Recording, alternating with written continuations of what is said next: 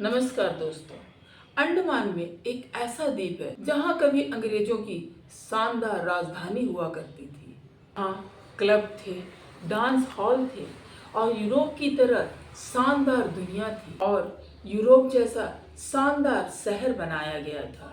आखिर ऐसा क्या हुआ जो अंग्रेजों का बनाया हुआ शानदार शहर आज खंडहर में बदल गया? और क्यों आज इसे घोस्ट आइलैंड के नाम से जानते हैं? आज की इस वीडियो में हम जानेंगे रॉस आइलैंड, यानी कि जो आज के समय में जिसका नाम बदलकर हो चुका है नेताजी सुभाष चंद्र बोस आइलैंड। इसका इतिहास के बारे में जानेंगे, आखिर में इसके पीछे का क्या रहस्य है जो आज ये खंडहर की तरह हो गया है। हम शुरू करेंगे 1857 में, जिसे हम इतिहास में रिवोल्ट ऑफ 1857 के नाम से जाना जाता है। रिवोल्ट ऑफ 1857 के बाद अंग्रेजों ने हजारों भारतीय क्रांतिकारियों को बंदी बनाकर यहाँ ले आए। इनमें से कई को सजा देने के लिए हिंद महासागर के दूर दराज द्वीपों पर भेजा और फिर यहाँ पर अंग्रेजों ने सेलुलर जेल बनाने का फैसला किया और फिर यह जेल बनी पोर्ट ब्लेयर में। लेकिन वहीं पर अंग्रेज अधिकारियों का मानना था कि वे पोर्ट ब्लेयर में नहीं रहेंगे, कैदियों के बीच में। इसलिए उन्होंने पोर्ट ब्लेयर से सिर्फ 2 किलोमीटर की दूरी पर अपना रहने का स्थान चुना और यही द्वीप था रॉस आइलैंड। और यह द्वीप कुछ ही वर्षों में अंग्रेजों का एक प्रशासनिक जगह बन गया था। 1860 के दशक में अंग्रेजों ने रॉस आइलैंड को एक पूरी तरह से यूरोपीय शहर की तरह बना दिया। यहाँ कई शानदार इमारतें बनाई गई, कमिश्नर का बंगला, dance hall, printing press, bakery, अस्पताल और क्लब जैसे कई खूबसूरत इमारतें बनी। यहाँ तक कि टेनिस कोर्ट और बगीचे भी बनाए गए। यही रॉस आइलैंड इतना सुंदर लग रहा था कि इसे पेरिस ऑफ द ईस्ट कहा जाने लगा। लेकिन इस चमक धमक के पीछे बहुत ही बड़ी दर्द भरी कहानी छुपी थी।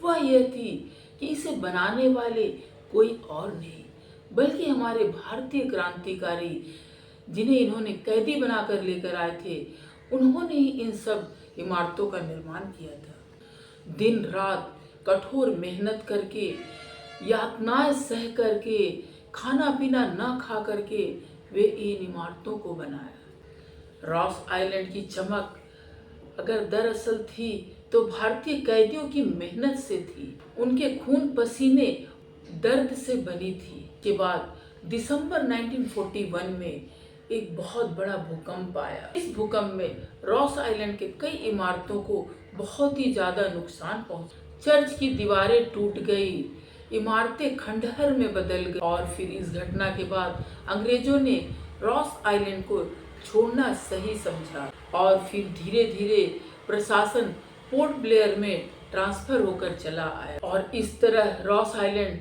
वीरान हो गया। इसके बाद 1942 आती है, जब सेकेंड वर्ल्ड वॉर स्टार्ट हो जाता है। फिर जापानीज जो थे वो यहाँ आ गए और फिर जापानीज का आगमन हो जाता है अंडमान में और वे रॉस आइलैंड पे कब्जा कर लेते हैं और उन्होंने रॉस आइलैंड पे कई सुरंगे और बंकर बनवाए ताकि युद्ध के दौरान वे अपनी रक्षा कर सके। वहीं पर 1943 में भारतीय स्वतंत्रता आंदोलन के नेता नेताजी सुभाष चंद्र बोस अंडमान आए और उन्होंने यहाँ पर भारत की आज़ादी का झंडा फहराया। आज रॉस आइलैंड पूरी तरह से प्रकृति के कब्जे में है। यहाँ की पुरानी इमारतों को वहाँ के बड़े बड़े पेड़ों की जड़ों ने ढक लिया है। जंगल के बीच खड़े खंडहर मानव इतिहास की गवाही दे रहे हैं। किस तरह से ब्रिटिश ने अत्याचार किया था हम भारतीयों पर और उनसे इस तरह की इमारतें बनवाई थी जो आज खंडहर में परिवर्तित हो चुकी है। आज हम अगर देखते हैं रॉस आइलैंड में तो क्या देखते हैं? पुराना चर्च, अंग्रेजों के बंगले, जापानी बंकर और जंगल में घूमते हिरन और मोर। रॉस आइलैंड आज अंडमान निकोबार का प्रिय पर्यटक स्थल बन के चुका। बोस आइलैंड यानी कि नेताजी सुभाष चंद्र बोस आइलैंड सबसे लोकप्रिय पर्यटन स्थल बन चुका है। नेताजी सुभाष चंद्र बोस आइलैंड यह कोई एक द्वीप नहीं बल्कि भारत के इतिहास का एक जीवित सबूत है। यह हमें याद दिलाता है कभी यहाँ अंग्रेजों ने अपना शासन किया था और फिर युद्ध किया और फिर प्रकृति ने उनसे सब कुछ छीन लिया। वे ब्रिटिश, आखिर में वो ब्रिटिश कौन थे जिन्होंने रॉस आइलैंड पर अपना शासन स्थापित किया था? तो चलिए जानते हैं उनके बारे में। जिन्होंने यहाँ पर शासन किया था उसमें से पहले थे सर रिचर्ड कैमक टेम्पल, जो यहाँ पर chief commissioner of Andaman Nicobar island बनकर आए थे। उनका शासन था 1895 से 1904 तक।